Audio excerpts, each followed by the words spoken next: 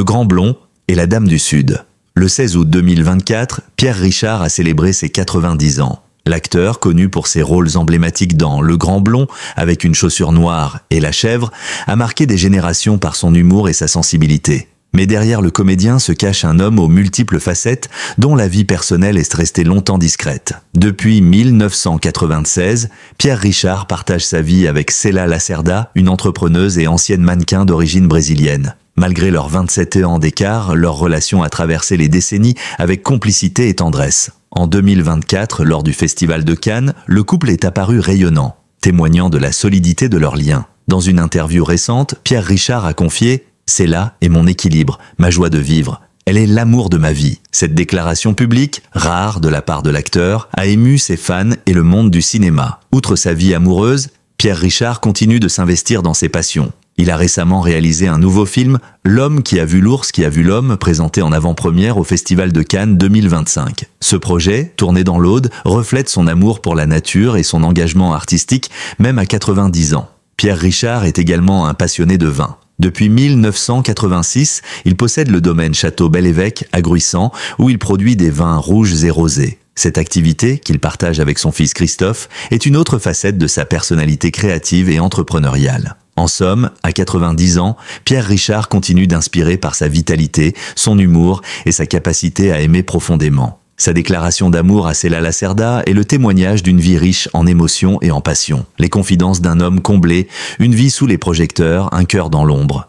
Depuis ses débuts dans les années 60, Pierre Richard s'est imposé comme une icône du cinéma français. Reconnaissable entre mille grâce à sa silhouette maladroite, son regard rêveur et son humour tendre. Mais si l'homme faisait rire des salles entières, il cachait derrière ce sourire éclatant une pudeur immense lorsqu'il s'agissait de parler de lui-même. Pendant des décennies, les médias ont spéculé sur sa vie amoureuse. Il a eu des enfants, connu des divorces, vécu des silences amoureux. Mais jamais il n'avait jusqu'alors prononcé ces mots simples et définitifs. C'est là. C'est l'amour de ma vie. Ce que peu savent, c'est que cette relation est née dans l'ombre, loin des tapis rouges, loin des feux des projecteurs. À l'époque, lui venait de terminer une longue période d'introspection, tandis qu'elle, jeune trentenaire brésilienne passionnée de vin, s'était installée en France pour des raisons professionnelles. Leur rencontre, un hasard total, ou comme il aime à le dire, un gag du destin, un de ceux que j'aurais pu jouer au cinéma, sauf que là, c'était vrai. Une histoire d'amour enracinée dans la terre. Ce qui les a rapprochés, le vin. Céla cherchait un partenaire pour développer une activité œnotouristique. Elle avait entendu parler du Château Bel-Évêque, ce domaine perdu dans les Corbières, non loin de la mer, tenu par Pierre Richard lui-même. Elle ne savait pas qu'il s'agissait du célèbre acteur. Elle croyait rencontrer un vigneron un peu rêveur à la retraite. Le rendez-vous fut un électrochoc. Elle raconte « Il m'a ouvert la porte, pieds nus, un verre de vin à la main. Il m'a dit bonjour comme à une vieille amie. Et j'ai ri. Lui, elle a regardé mes vignes, mes cuves, mon chien, et elle n'a pas fait semblant. Elle a écouté. Elle a compris. Petit à petit, leur collaboration professionnelle a laissé place à une complicité évidente, puis à une amitié, puis à une passion, et enfin à une alliance discrète mais solide, forgée dans le temps et dans la patience, dans le respect. L'amour tardif, l'amour vrai, il y a dans leur relation quelque chose de doux et mature, loin des romances tapageuses des célébrités. Pierre Richard le dit sans détour, Céla ne m'a jamais aimé pour ce que j'étais au cinéma, elle m'aime parce que je suis Pierre, parce que je laisse traîner mes chaussettes, parce que j'oublie les dates, parce que je fais des grimaces au petit déjeuner. Et elle, avec un sourire, il est tout, sauf un vieil homme, il est un enfant dans un corps de sage. Il me fait rire, et il m'écoute. Il a cette douceur rare, celle qui ne cherche pas à convaincre. À l'âge où tant de personnes se replient sur le passé, Pierre Richard a choisi de s'ouvrir encore davantage. Avec Céla, il a accepté ses fragilités, son corps vieillissant, son rythme plus lent. Il a réappris à aimer. Une lettre jamais envoyée. Dans le salon du château, entre deux photos de tournage, trône une lettre pliée, jaunie. Elle n'a jamais été postée. Pierre Richard l'a écrite il y a 15 ans, il pensait que leur amour ne durerait pas, qu'elle partirait, qu'elle ne voudrait pas d'un homme de son âge. Cette lettre, c'est une déclaration d'adieu. Mais elle est restée dans un tiroir parce que Céla n'a jamais quitté la maison.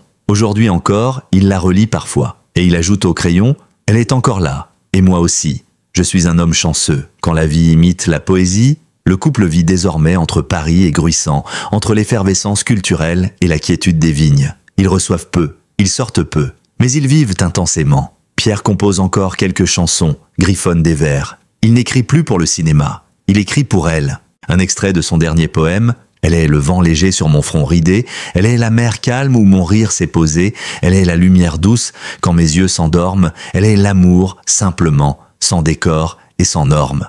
La force tranquille d'un couple hors du temps. Quand ils apparaissent ensemble en public, les gens sont surpris, pas par leur différence d'âge, mais par la tendresse qui les lie. On dit parfois qu'ils se parlent avec les yeux, qu'elle lui tient la main comme une évidence et qu'il sourit comme un homme de 20 ans. Pierre conclut une récente interview ainsi « J'ai passé ma vie à faire semblant, à jouer, à tomber, à me relever. Aujourd'hui, je ne joue plus, j'aime. Et c'est mieux que tous les rôles que j'ai eus.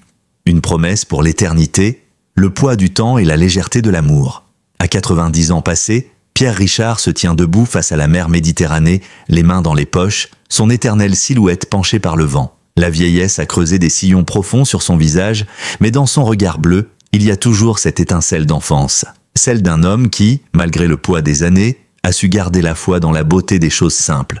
Un verre de vin partagé, un coucher de soleil, une main dans la sienne. Céla Lacerda, de 27 ans sa cadette, veille sur lui avec tendresse. Elle n'est pas son infirmière ni sa servante, elle est sa lumière, son égale, celle qui a appris à l'aimer sans vouloir le changer. Elle est sa mémoire quand la sienne défaille, sa patience quand le monde va trop vite, sa joie quand la fatigue le prend. Ils vivent aujourd'hui dans une maison en pierre blanche, face aux vignes.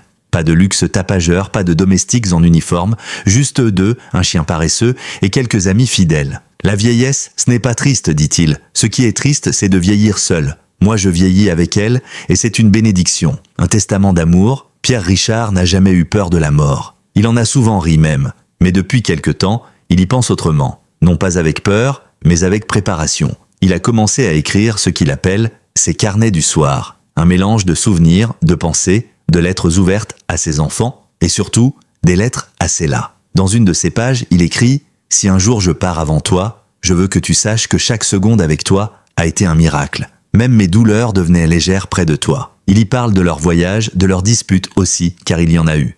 Mais surtout, il y consigne son espoir, que leur amour continue de vivre dans les gestes, dans les souvenirs, dans le vin qu'ils ont produit ensemble. Un domaine pour deux.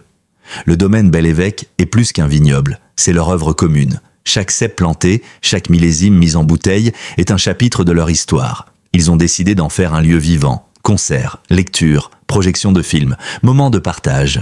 Leur rêve, que ce domaine devienne un refuge artistique, un lieu où l'on vient pour s'inspirer, pour aimer, pour respirer. Le vin que nous faisons est comme notre amour, dit Céla, profond, imprévisible, un peu sauvage mais fidèle à son terroir. Ils ont choisi ensemble qui en héritera. Un neveu passionné de viticulture, un ami écrivain, une petite fondation culturelle. Rien n'est laissé au hasard mais tout est fait avec amour. L'ultime scène.